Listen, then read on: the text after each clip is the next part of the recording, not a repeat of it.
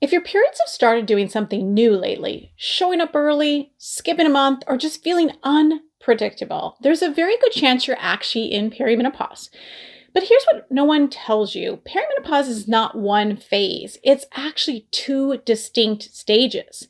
And the stage you are in right now changes everything. Which symptoms to expect, what hormone therapy works, and whether or not you can still get pregnant. By the end of this video, you'll know exactly what stage you're in.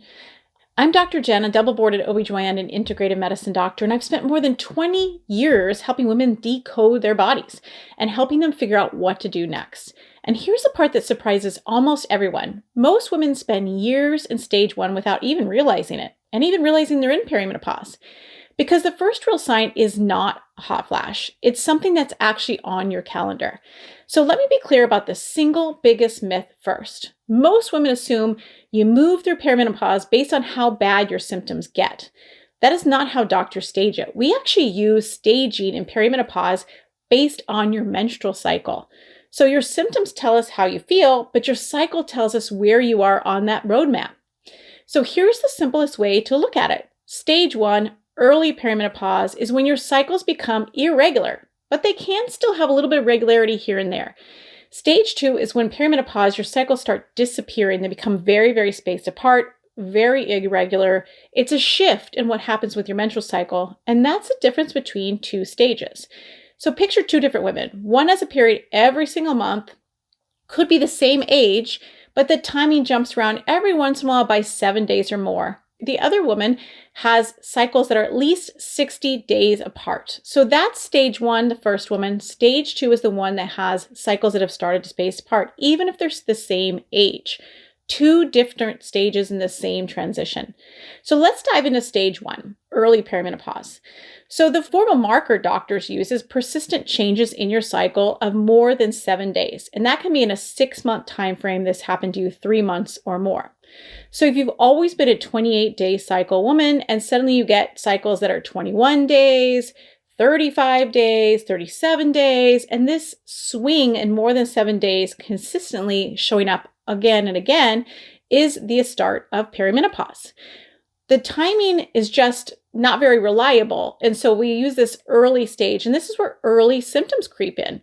So women might notice that they're having a hard time sleeping, their PMS is really exaggerated, they're getting heavier periods when they get their menstrual cycle, or really light periods, even breast tenderness, anxiety, difficulty getting to sleep, staying asleep, brain fog, occasional night sweat or hot flash.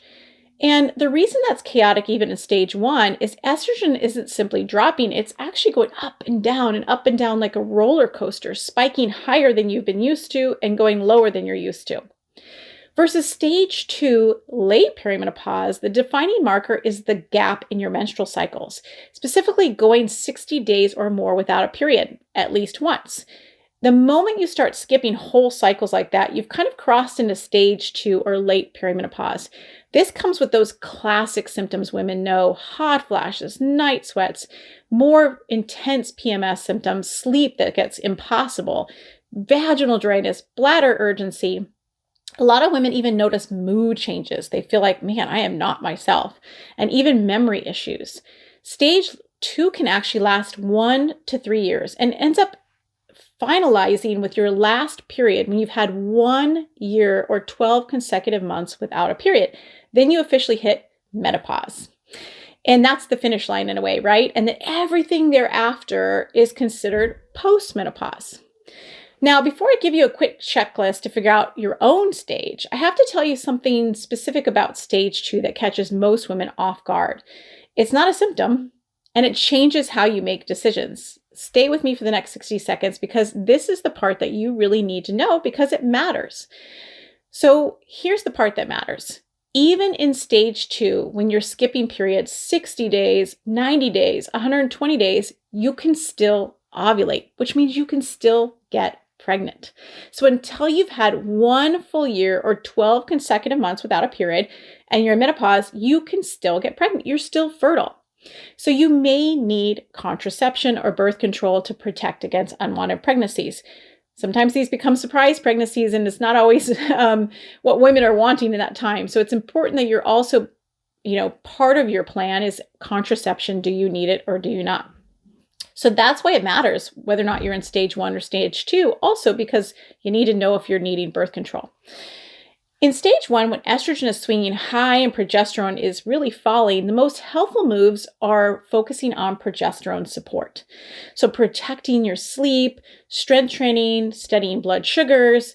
In stage 2, when estrogen is really on its way down and getting down to sort of minimal, then estrogen-based hormone therapy tends to deliver the biggest relief for those common symptoms like hot flashes, night sweats, vaginal symptoms like dryness, urgency, recurrent UTIs.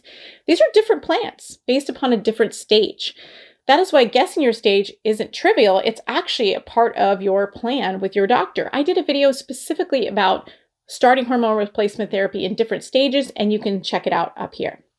So quick self-check, right? Which stage do you think you're in? Period's still coming pretty much every single month, but every once in a while skips, you're probably in stage 1. If your period has started to go, your cycle has started to be 60 days or more without a period, that leans towards stage 2, and you might notice hot flashes, night sweats. And that's important because we want to be able to bring those symptoms to your clinician and make sure that you have the right treatment plan for you. So if you remember only one thing from this video, make it that stage 1 could be regular or irregular cycles. Stage 2 is that when your cycle starts spacing out to 60 days or more and your symptoms might become more pronounced. So once you start knowing these stages, you can stop guessing and make decisions that actually fit for you specifically. So now you know your stage. The most common question I get asked next is what to do about it. And the one that comes up the most is really what to do about low estrogen. So I made a whole video on the 5 surprising symptoms of low estrogen that can happen even in your 30s. So go watch that one next, and I'll see you after that.